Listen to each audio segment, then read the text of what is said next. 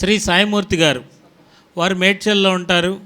వారు ఆనంద సాయి సేవా ట్రస్ట్ అనేటువంటి సంస్థను ఏర్పాటు చేసుకుని వారి సంస్థ ద్వారా అనేక మంది రోగులకి మెడిసిన్స్ ఇవ్వటం కానివ్వండి, అదేవిధంగా శ్రీరామనవమికి గోధుమల్ని బాబావారికి పంపించడం కానివ్వండి, ఇలాంటి అద్భుతమైనటువంటి సేవా కార్యక్రమాలు చేస్తున్నారు. మరి వారు చేస్తున్నటువంటి సేవా కార్యక్రమాలకు ప్రేరణ, వారి సేవా కార్యక్రమాల గురించి ఒక 10 నిమిషాలు వివరించవలసిందిగా కోరుతున్నాను. ఓం సాయిరామ్ అండి. నా పేరు అసలు పేరు వెంకటరమణమూర్తి. అయితే బాబా తత్వంలోకి వచ్చిన తర్వాత 2005 నుంచి బాబా గారిని పట్టుకున్నాము. అప్పటి నుంచి అందరూ కూడా సాయిమూర్తి అని పిలవడం మొదలుపెట్టారు. ఆ పేరు సార్థకమైపోయింది బాబాదే వల్ల. అలా మా నాన్నగారు మా అమ్మగారు ఉన్నారు.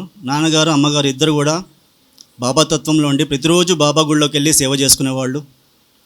నాన్నగారు ప్రతిరోజు ఉదయం గుడికి వెళ్ళిపోయి 5ంటికి, మధ్యాహ్నం 12ంటికి హారతి అయిపోయిన తర్వాత గుడి నుంచి ఇంటికి వస్తూ చుట్టుపక్కల ఇంట్లో ఉన్న అన్ని చెట్లలో పూలు కోసుకొని వచ్చి ఇంట్లో పెట్టేవాళ్ళు. సాయంత్రం మా అమ్మ మా ఆవిడ ఇద్దరు కలిసి ఆ పూల దండలు కుచ్చేసి పొద్దున్న నాన్నగారితో గుడికి పంపించేవాళ్ళు.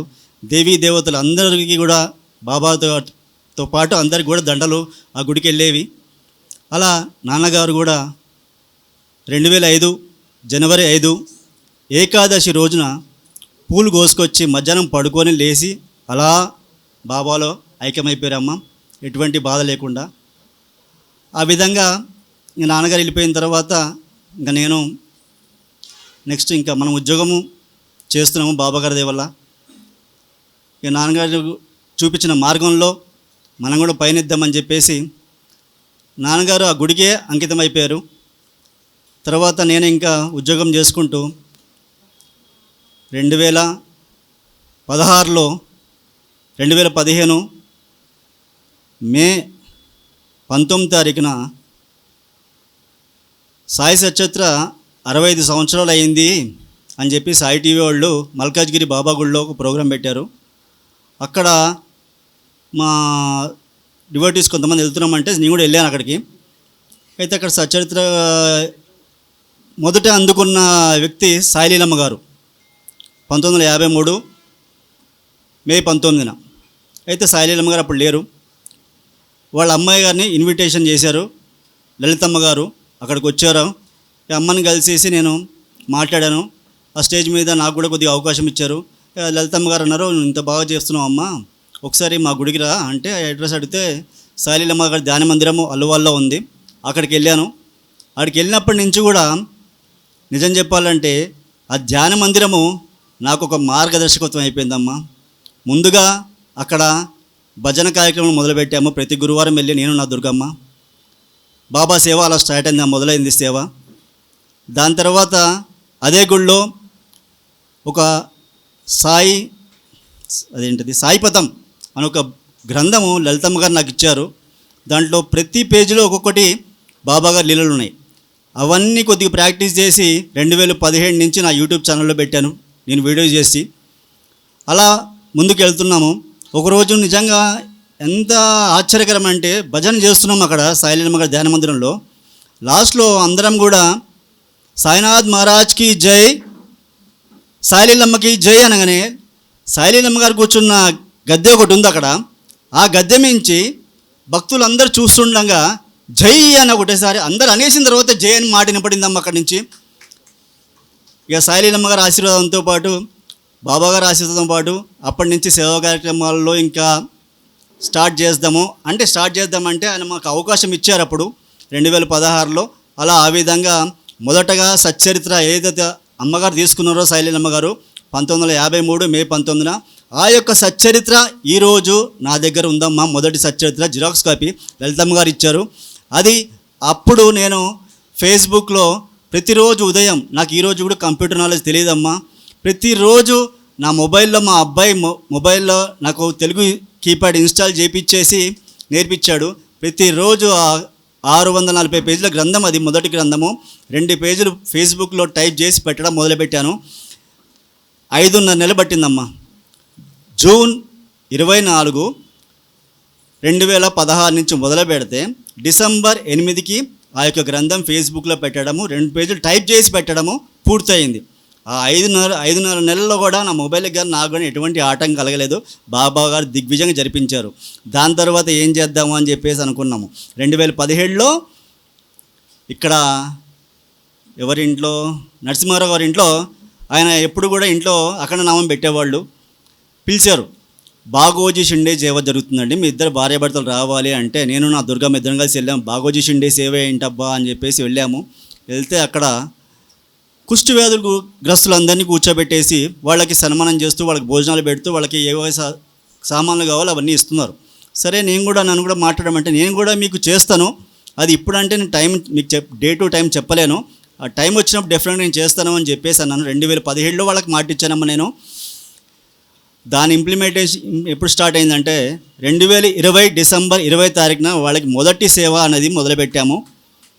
అయితే 2019లో ఈ లోపల ఏమైందంటే మా దుర్గమ్మ కోరిక ఊరిగింది, మనము ఏదైనా చేసి బాబా గారికి షిరిడిలో చేద్దాం, మనము జోలబెట్టి బియ్యం భిక్షాటం చేద్దామని. బియ్యం వద్దు మనకి, షిరిడిలో అంతా మహారాష్ట్ర అంతా గోధుమ ఎక్కువ తీసుకుంటారు, కావున మనం గోధుమలు భిక్షాటం చేద్దామని చెప్పేసి అనేసి 2019 మార్చి నెలలో జోలబట్టుకొని ప్రతి బాబాయ్ భక్తుల ఇంటికి జోలబట్టుకొని ఇద్దరం వెళ్ళి గోధుమలు భిక్షాటం చేసామమ్మ. 2000 మార్చిలో 2000 కిలోల గోధుమలు సేకరించగలిగాము. హైదరాబాద్ సికింద్రాబాద్లో తిరిగి, అది కూడా వారానికి 2 రోజులు 2000 కిలోల గోధుమలు సేకరించి ఆ గోధుమలు మొత్తము శుభ్రం చేసి షిరిడీకి ట్రాన్స్పోర్ట్లో పంపించామమ్మా. ఇక్కడి నుంచి ఉగాది రోజు 2019 ఉగాది రోజు షిరిడీకి ట్రాన్స్పోర్ట్లో పంపించాం. చాలామంది భక్తులు ఏం చేశారని, మేము గోధుమలు ఇవ్వలేకపోతున్నాం కాబట్టి డబ్బులు పంపిస్తాము, మీరు షిరిడీకి వెళ్తారు కదా, సేవకి వెళ్తారు కదా, ఆడ కొనియండి అంటే 2019లో మళ్ళీ ఏప్రిల్లో శ్రీరామనవమికి సేవకి వెళ్ళాము.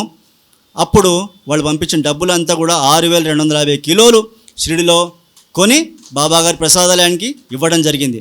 ఆ రోజే మేము బాబాగారి దగ్గర ఒక ప్రమాణం చేశాం సమాధి మందిరంలో, ప్రతి సంవత్సరం శ్రీరామనవమికి మేము గోధుమలు ఇస్తాం బాబా, మీద ఆశీర్వాదంతో భక్తుల సహకారంతో గోధుమలు ఇస్తాము అనుకున్నాము. దురదృష్టవశాత్తు 2020-21 లాక్డౌన్ వచ్చింది. ఇంకా ఏం చేయాలి, ఆ గోధుమల కార్యక్రమం ఆపేసాం. ఎందుకంటే లాక్డౌన్ వల్ల మొత్తం అంతా కూడా అతలాకుతలం అయిపోయింది.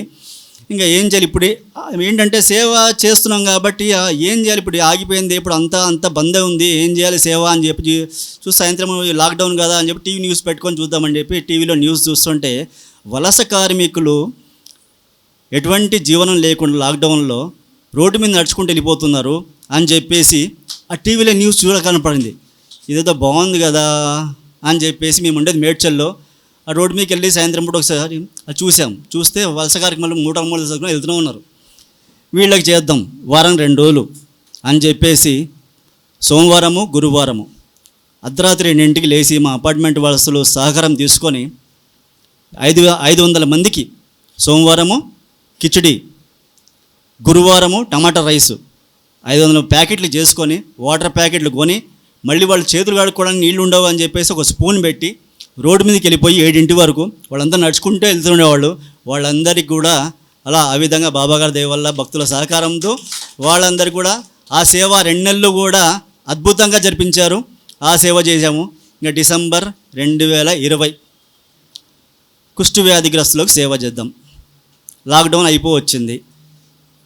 ఇంకా షిరిడీ ఓపెన్ అవ్వలేదు, గోధుమలు చేద్దామంటే డిసెంబర్ 20 తారీఖున కుష్టు వ్యాధిగ్రస్తులకు వెళ్దామని చెప్పేసి, ఇలానే నేను ఎవరిని కూడా మామూలుగా నా పాంప్లెట్ రూపంలో వాట్సాప్లో పోస్ట్ చేస్తాను. చాలామంది కూడా సహకరిస్తుంటారు. ఇక డబ్బులు తీసుకొని ఒక 30 కుటుంబాలకి, ఒక కుటుంబానికి 5 కేజీల బియ్యము, కిలో పంచదార, కిలో కందిపప్పు, ఒక ఆయిల్ ప్యాకెట్, టీ పొడి, చింతపండు, పసుపు, కారము, ఈ 7 రకాల ఐటమ్స్ 8 రకాల ఐటమ్స్ తీసుకొని వాళ్ళ దగ్గరికి వెళ్ళేసి 2020 డిసెంబర్ 20 నుంచి మొదలుపెట్టాము.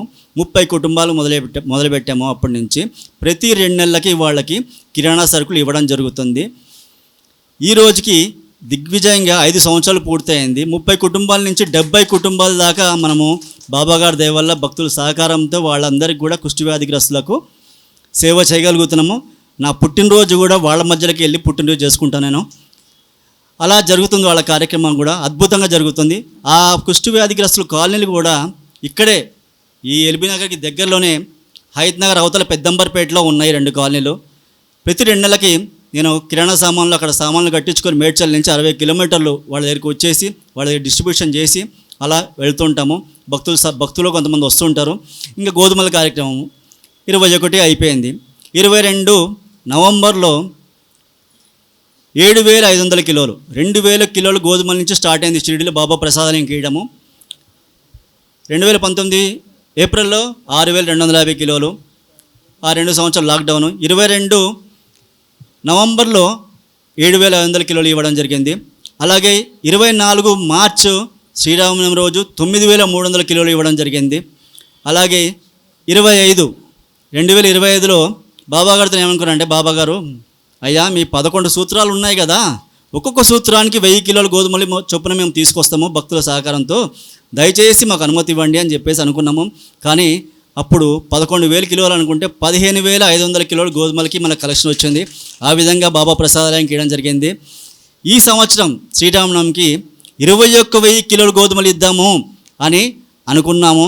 21,000 కిలోలు ఎలా ఇవ్వగలుగుతాము అనుకున్నాం, డిక్లేర్ చేసాము. 21,000 కిలోలు గోధుమలు ఇవ్వాలి బాబా గారి ప్రసాదాలయానికి అనుకున్నాము. అదేవిధంగా ఆ తండ్రి ఎంత చమత్కారుడు అంటే మామూలుగా తీసుకోలేదమ్మా గోధుమలు. 24,500 కిలోల గోధుమలు తీసుకున్నారమ్మా.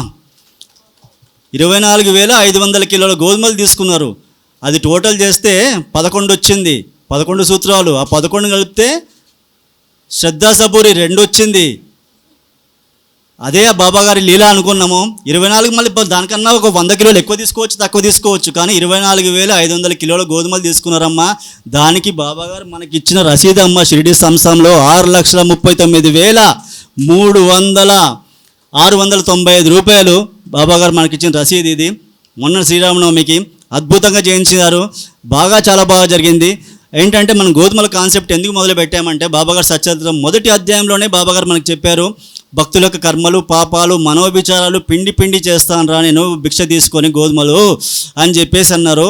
అదే కాన్సెప్ట్తో మనం మొదలుపెట్టాము.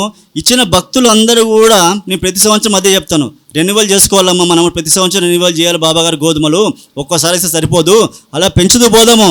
ఈ సంవత్సరం 24,500 కిలోలు గోధుమలు ఇచ్చాము, వచ్చే సంవత్సరం 50,000 కిలోలు ఇద్దాము అని చెప్పేసి అనుకుంటున్నాం. అది దిగ్విజయం జరుగుతుంది.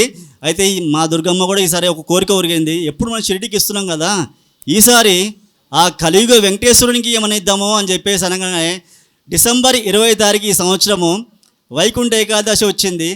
ఆ వైకుంఠ ఏకాదశి 10 రోజుల ముందు తరిగొండ వెంగమాంబ సత్రానికి 5,000 కిలోల బియ్యం ఇవ్వబోతున్నామమ్మ భక్తుల సహకారంతో. కావున ప్రతి ఒక్కళ్ళు కూడా ఈ యొక్క సేవలో పాల్గొని, అంటే షిరిడీలో గోధుమలు అంటే చాలా ఈజీగా ఇవ్వగలుగుతాం, కొనేస్తాము, తీసుకెళ్ళి ప్రసాదాలయానికి ఇచ్చేస్తాం, వాళ్ళు తీసేసుకుంటారు. కానీ ఈ టీటీడీ సంస్థానం ఎలా ఉందంటే అమ్మ చాలా కట్టుదిట్టాలు. వాళ్ళు మనం ఇచ్చే బియ్యం కూడా క్వాలిటీ చెక్ చేస్తారంట. ఒక క్వాలిటీ నచ్చకపోతే బియ్యం తీసుకుంటారు కానీ ప్రసాదాలయానికి పంపరు, గోశాలకు పంపిస్తారంట. అయితే అది కూడా బాబా గారు నేను 4 రోజుల నుంచి ప్రయత్నం చేస్తున్నాను, తిరుపతి మనకి ఎలా సంప్రదించాలనుకుంటున్నాను. మొన్న 4 రోజుల నుంచి నేను ప్రయత్నం చేస్తుంటే అయ్యగారు గురువారం రోజే వాళ్ళ యొక్క నెంబర్లు నాకు పంపించారు. ఏదో రూపంలో నెంబర్లు వాళ్ళు వచ్చాయి. కింద టీటీడీలో అలిపిరి దగ్గర టీటీడీ మార్కెటింగ్ అని ఉందంట, అక్కడ సూపర్వైజర్ సురేష్ గారి నెంబర్ డైరెక్ట్గా వచ్చింది నాకు. వారికి కాంటాక్ట్ చేస్తే మీరు బియ్యం తీసుకొస్తే మేము తీసుకుంటామండి, కానీ క్వాలిటీలో ఏమైనా ఫాల్ట్ వస్తే మేము గోశాలకు పంపించేస్తాము, అలా కాదు మాకు సప్లై చేసి ఆ సప్లయర్ నెంబర్ మీకు ఇస్తాను, ఆయనతో మాట్లాడానని చెప్తే ఆయన నెంబర్కి మాట్లాడితే మీరు ఎప్పుడు ఇద్దామనుకున్నా మాకు చెప్పండి, ఓ 4 రోజుల ముందు మాకు చెప్పండి ఎంత క్వాంటిటీ ఇవ్వాలో, అవన్నీ మేము సమకూరుస్తామని చెప్పేసి గురువారం పూట మాకు అది ఆజ్ఞ వచ్చింది. ఈ సంవత్సరం డిసెంబర్ 8వ తారీఖున డేట్ ఫిక్స్ చేసుకున్నాము. 5,000 కిలోల బియ్యం వెంగమాంబ సత్రానికి ఇవ్వబోతున్నాము భక్తుల సహకారంతో, బాబాగారి ఆశీస్సులతో, వెంకటేశ్వర స్వామి దయతో. కావున ప్రతి ఒక్కళ్ళు కూడా ఈ యొక్క అద్భుతమైన సేవా కార్యక్రమాలు నాకే సహకరించాలని కాదమ్మా, ప్రతి ఒక్కళ్ళు మీకు తోచిన సహాయం బీద వాళ్ళకి చేస్తూ ఉండండి. వాళ్ళ ఆశీస్సులో ఎంత ఆనందంగా ఉంటుందంటే, ఇందాక అమ్మగారు చెప్పారు ఇచ్చే దాంట్లో ఉన్న ఆనందం తీసుకునే దాంట్లో ఉండదురా అని చెప్పేసి. ఆ ఇచ్చే దాంట్లో ఆనందం ఎలా ఉందంటే, ఇంకా మనం ఏ గుడికి గోపురానికి వెళ్ళాల్సిన పని లేదమ్మా.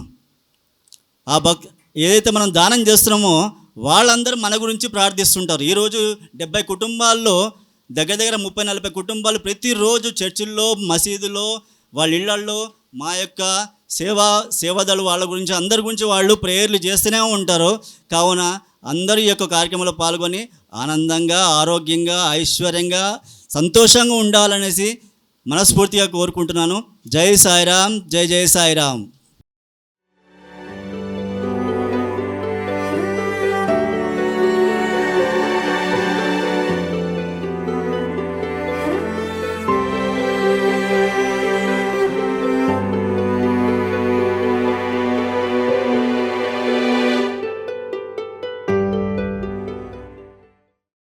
మీ ఆలోచనల్ని మరింత సంపద్వంతం చేయగల ఈ పుస్తకాల్ని మీరు చదివారా? ప్రతులకు జై భారత్ పబ్లికేషన్స్, 9848030089.